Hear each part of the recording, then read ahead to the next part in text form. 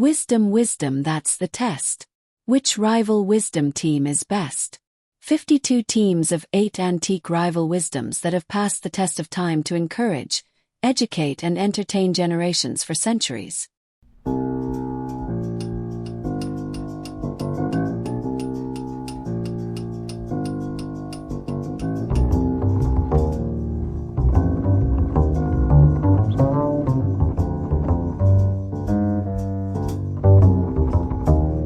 Team 20 excel morally. Quote definitions, biographical context, and synergy analysis. Replace hate.org, motivationaleducation.com, guidelife.com. 20.1 Depart from discretion when it interferes with duty. Hannah More, 1745 to 1833. Definition: discretion, the social wisdom of knowing when to stay silent, stay safe, and avoid confrontation, is generally a virtue. But when it becomes a shield for avoiding genuine moral obligation, it must be set aside. Duty outranks comfort. The Obligation Act rightly overrides the instinct to protect oneself from difficulty. Application. The work of replacing hate requires exactly this departure from discretion.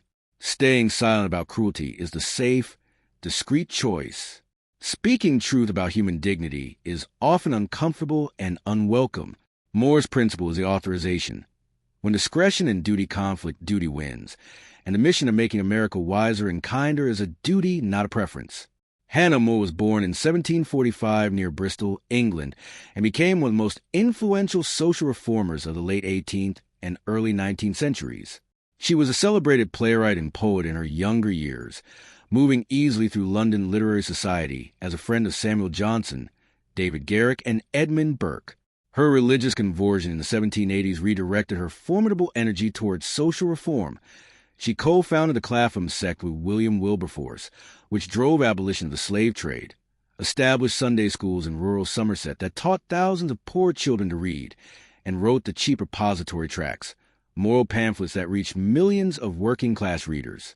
She faced fierce opposition from landowners, hostile clergy, and political critics throughout, and her principle about departing from discretion when duty demanded with the operating standard she applied to herself every time the easier path of polite silence beckoned. This quote specifically encourages individuals to 1. Distinguish clearly between discretion as prudent restraint and discretion as moral evasion. The former is wisdom. The latter is cowardice wearing wisdom's clothing. 2. Name the specific duties that discretion is currently shielding you from. The conversation's not started, the truth's not spoken, the stand's not taken. 3. Act on duty when discretion and obligation conflict, with the understanding that the discomfort of departure is the price of genuine integrity. 20.2 Better a little which is well done than a great deal imperfectly. Plato 428 to 348 BC. Definition: quality of execution is more valuable than quantity of output. A small amount of work done with genuine care, precision, and excellence produces more lasting value for the work itself, for the person doing it, and for those receiving it, than a large volume of work produced carelessly or hastily. Application. For replacehate.org, this principle governs the standard of every piece of content, every community interaction, every workbook produced. One wisdom quote genuinely understood and genuinely applied creates more lasting change than 100 passively received. The mission measures its impact by the depth of genuine transformation in real lives, not by the breadth of superficial exposure. Plato was born around 428 BC in Athens, into one of the city's most distinguished aristocratic families. He was a student of Socrates, whose execution in 399 BC marked him permanently and turned him toward philosophy as both a vocation and a tribute. He founded the Academy in Athens, often called the first university in the Western world, and spent 40 years teaching and writing the dialogues that became the foundation of Western philosophical tradition.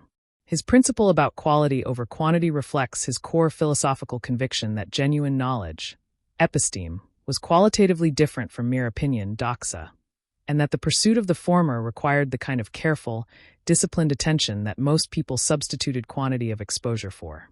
He was himself a model of the standard he prescribed. He wrote relatively few dialogues compared to what he could have produced, and each was worked with extraordinary care. This quote specifically encourages individuals to 1. Resist the cultural pressure to produce volume as a substitute for genuine quality. More output is not more value when quality is sacrificed for quantity. 2. Apply genuinely careful attention to the work immediately in front of you before expanding scope, depth before breadth. 3. Measure personal and organizational output by the quality of genuine impact rather than the quantity of activity, which is a more honest and more demanding standard. 20.3 True independence and freedom can only exist in doing what's right. Brigham Young, 1801 to 1877. Definition: genuine freedom is not the absence of constraint, but the alignment of action with what is morally right. The person who does what is right is genuinely free from guilt, from the consequences of wrong action, from the internal conflict of acting against their own values. Freedom through license, doing whatever one wants regardless of right and wrong, is not freedom but a more elaborate form of bondage. Application: hatred presents itself as a form of freedom, the freedom to say what you think, to express contempt without restraint, to act on anger without consideration. Young's principle exposes the illusion. Hatred binds the person who practices it to the objects of their hatred, to the consequences of their cruelty, and to a diminished version of themselves. True freedom, the independence of genuine moral integrity, requires doing what is right, which hatred systematically prevents.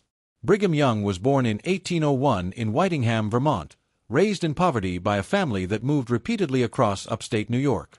He converted to the Church of Jesus Christ of Latter-day Saints in 1832, became one of its most capable administrators, and succeeded Joseph Smith as the church's leader after Smith's murder in 1844.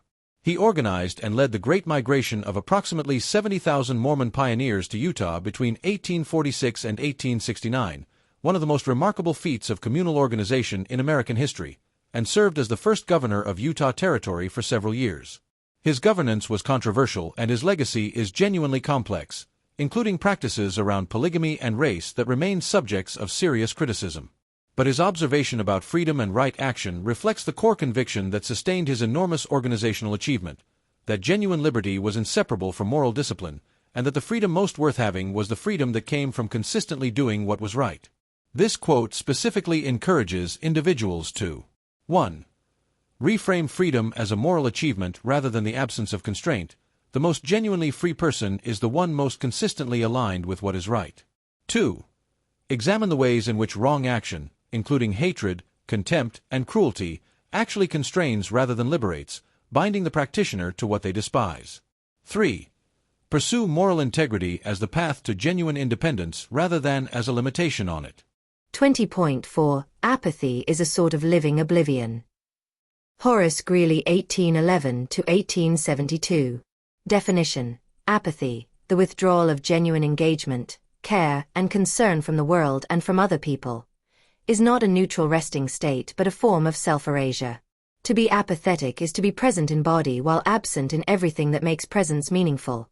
Attention, care, response, engagement. It is oblivion while still breathing. Application: the greatest obstacle to making America wiser and kinder is not active hatred. It is the vast, comfortable apathy of people who know that hatred is wrong, prefer that it not exist, and are not interested enough to do anything about it. Greeley's diagnosis names this precisely. Apathy is oblivion, not neutrality. The mission addresses it directly by offering something worth engaging with, because engaged people are the antidote to the living oblivion that allows hatred to flourish unchallenged. Horace Greeley was born in 1811 in Amherst, New Hampshire, into a poor farming family, apprenticed as a printer as a teenager, and moved to New York City at 20 with $10 in his pocket to build a career in journalism.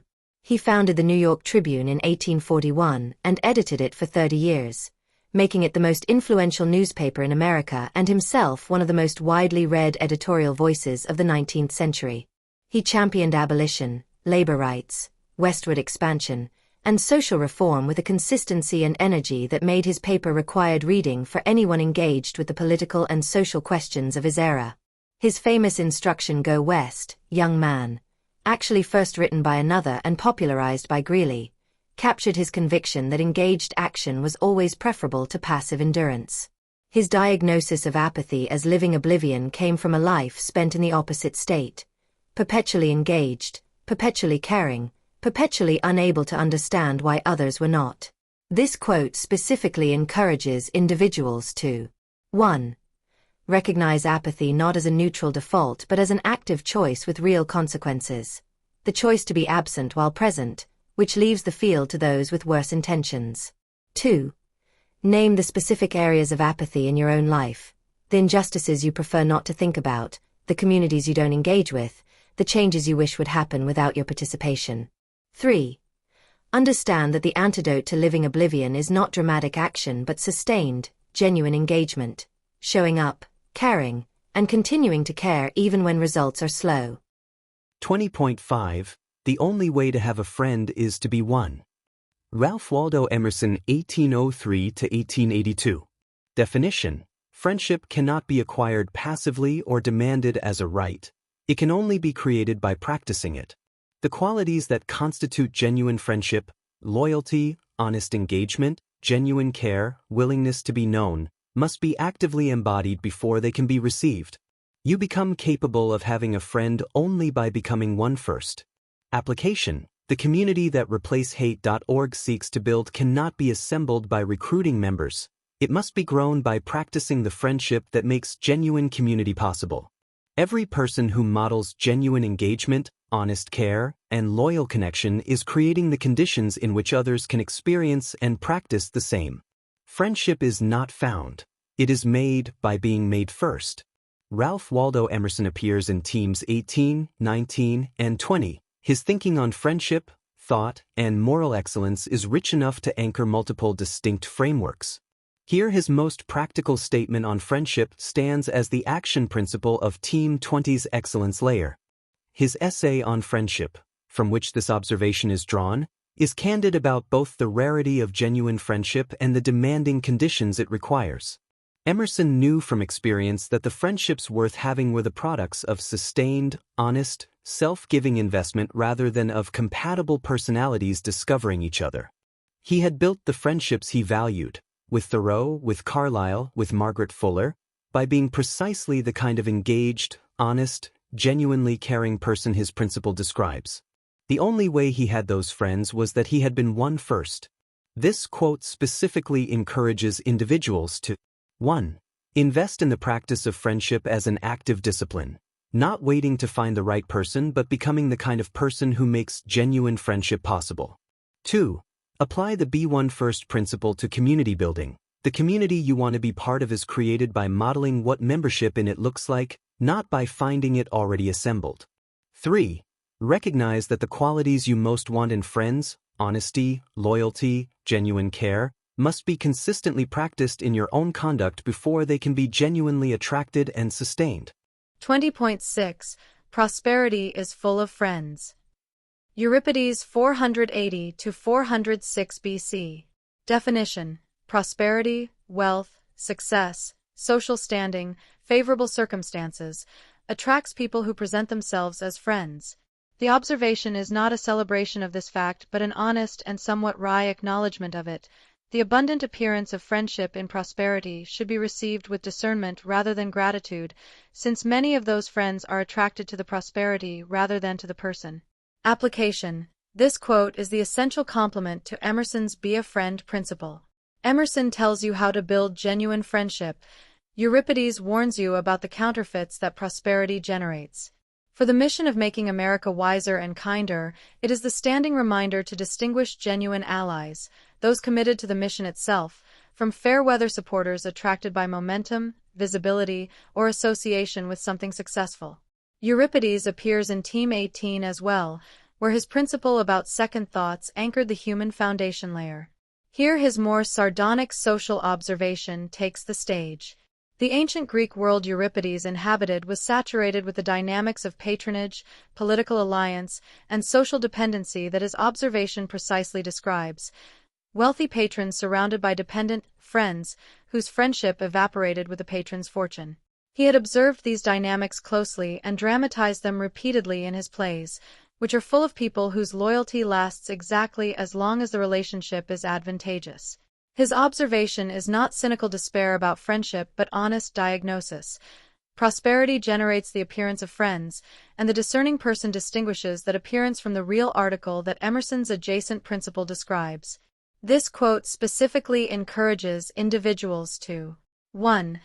Apply discernment to the friends that success and prosperity attract, asking honestly whether the connection would survive a reversal of fortune. 2. Value the friends who were present before the prosperity and who engage with you rather than with your circumstances. 3.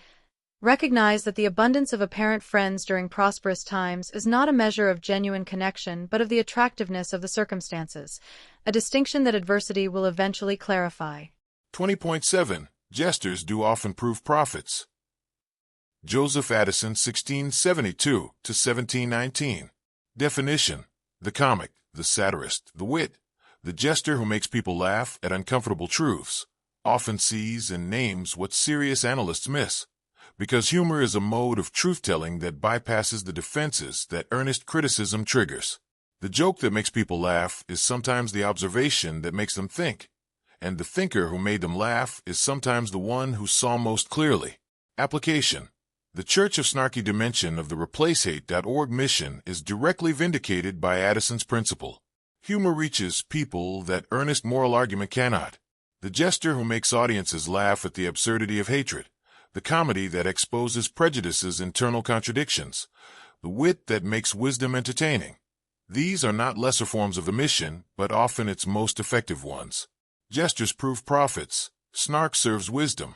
Joseph Addison was born in 1672 in Millstone, Wiltshire, England, educated at Charterhouse and Magdalen College, Oxford, and became one of the most influential writers and cultural commentators of the early 18th century.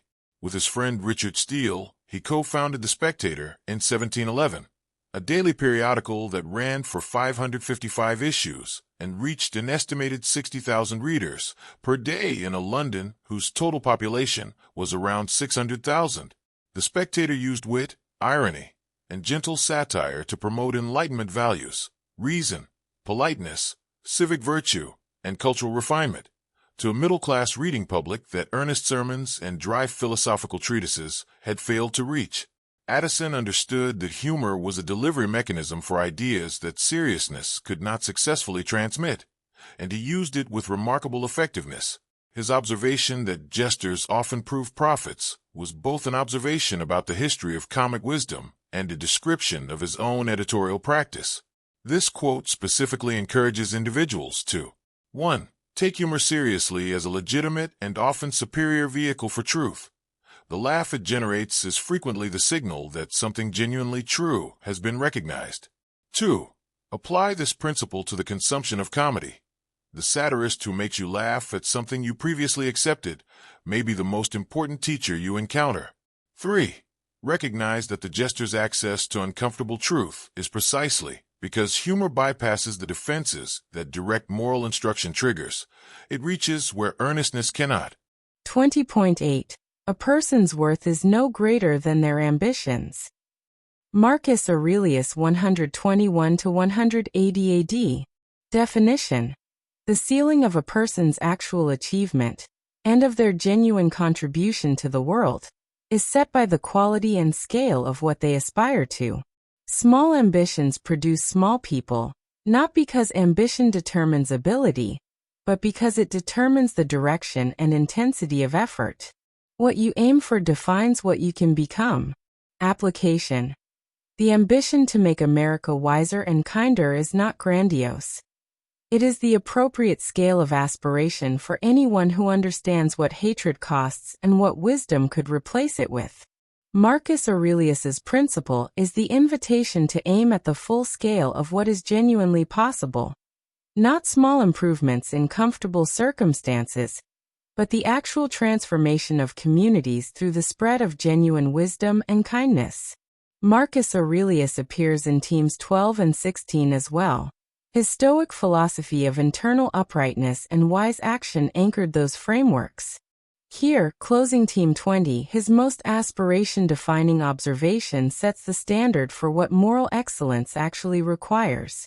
The Meditations, from which this principle is drawn, was written by a man who held the most powerful position in the world, and chose to aim at something far more demanding than the exercise of that power: the genuine cultivation of virtue. the honest examination of his own failures, and the aspiration to be genuinely good rather than merely effectively powerful. His ambition was internal excellence rather than external conquest, and he held himself to that standard with a rigor that the Meditations documents with unusual honesty. A person's worth is no greater than their ambitions, and his own ambitions were set very high. This quote specifically encourages individuals to 1. Examine the actual scale of personal ambitions honestly, not what sounds impressive to say but what genuinely drives daily choices and sustained effort. 2. Raise ambitions to match the full scale of what matters most, because the ceiling of contribution is set by what you aim for, not by what you are currently capable of. 3. Apply Marcus Aurelius's standard to moral ambition specifically. Aim at genuine excellence of character, not merely at acceptable behavior, because the difference between those two aspirations produces the difference between two very different lives. How they work together as a unified philosophy. The Excel Morally Framework. Duty layer. Departing discretion and doing work well. Quotes 1-2. More. Establish the priority of duty over discretion. When obligation and comfort conflict, obligation wins, as the moral foundation from which all genuine excellence proceeds. Plato. Set the quality standard. A little done well beats a great deal done poorly, ensuring that the duty more demands is discharged with the excellence that makes it genuinely valuable. Together, the complete standard for moral duty. More establishes that duty must be performed regardless of discomfort, and Plato ensures it is performed with genuine excellence rather than merely technically discharged. Duty without quality is compliance. Quality without duty is craft without conscience. Together they define moral excellence as obligatory and excellence simultaneously. Freedom layer. Right action as true liberty and apathy as its opposite. Quotes 3-4. Young. Define genuine freedom as the product of doing what is right, not the license to act without constraint but the liberty that moral integrity provides. Greeley.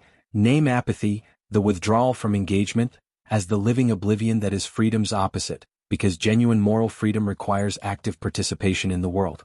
Together, the full picture of moral freedom. Young establishes that it comes through right action and Greeley establishes what it is not, the comfortable absence of engagement that produces oblivion rather than liberty. True freedom is active and moral, apathy is its counterfeit and a dangerous one because it feels like rest. Community layer. Being a friend and discerning real ones. Quotes 5-6. Emerson. Provide the active principle of genuine community, be a friend first and friendship becomes possible, making moral excellence a social practice rather than a private achievement. Euripides. Supply the necessary discernment, prosperity is full of apparent friends, ensuring that the genuine community being built can distinguish real connection from the fair weather variety. Together, the construction and the protection of genuine community. Emerson's B1 first principle builds it. Euripides's prosperity warning protects it from being diluted by the appearances of connection that success generates. Build genuine friendship actively and guard it discerningly, both are required. Excellence layer. Prophetic humor and worthy ambitions. Quotes 7-8. Addison. Validate humor as a legitimate and often superior vehicle for moral truth, jesters prove prophets, and the comic mode reaches where earnest instruction cannot. Marcus Aurelius. Set the ceiling of moral excellence at the level of ambition. A person's worth is no greater than their ambitions, demanding that the aspiration be as large as what is genuinely possible. Together, the reach and the standard of moral excellence. Addison expands the tools available. Humor and satire are genuine instruments of wisdom, not lesser alternatives. Marcus Aurelius expands the aspiration. The ambition must be set at the full scale of what matters most, not calibrated to what is currently comfortable. Together they describe the morally excellent person as both creatively resourced and ambitiously aimed. Free Easy Extra Advantage Math, spelling and reading workbooks you can download for free at stop2think.com or buy at educationstopshate.com. Free Easy Math Wisdom Workbooks with octo repetition to grow math self-confidence. You'll get plenty of repetitive practice of age ranges and averages of our 52 teams of 8 quote authors. Free Easy Alpha Cipher-coded puzzles teach letters, numbers, and phrases using antique wisdoms that encourage and educate. Can you decode this cipher quote of encouragement using either our Learning to Spell or just for fun instructions? And since time is money, Practice reading faster with 52 teams of antique rival wisdoms that have passed the test of time to encourage, educate, and entertain generations for centuries. We offer printed versions and timed videos with background music. Sign up for free weekly emails of 52 teams of antique rival wisdom workbooks with easy math, spelling, and reading practice. And, if you'd like to get paid for sharing our wearable wisdoms, keep this in mind. Everyone I know wears a shirt, and most of us change them daily, so change your shirt and change the world. Social equalities are blatantly subliminal antique positive wisdoms repetitively shared without saying a word. This applies to all our wearable shareable wisdoms. Like pretty witty baby onesies and baby tees that you and others will see and read multiple times a day. The same is true with pretty witty kids, but they'll also share these wisdoms with anyone that can read at daycare or school. Youthful truths let your kids gain confidence sharing antique wisdoms with their friends. Imagine them sharing words of wisdom with classmates and teachers. Therefore I think tees I wear is a super easy way to share words of wisdom that have passed the test of time. Our social equalities help make us all wiser and kinder with blatantly subliminal messages promoting a more fair and equal opportunity society for all. And don't forget our giftwisdoms.com for birthdays and holidays that makes it easy to share the wisdom with clothing, coffee mugs, and magnets. So do the future a favor by encouraging, educating, and entertaining with words of wisdom that have passed the test of time to make us all wiser and kinder.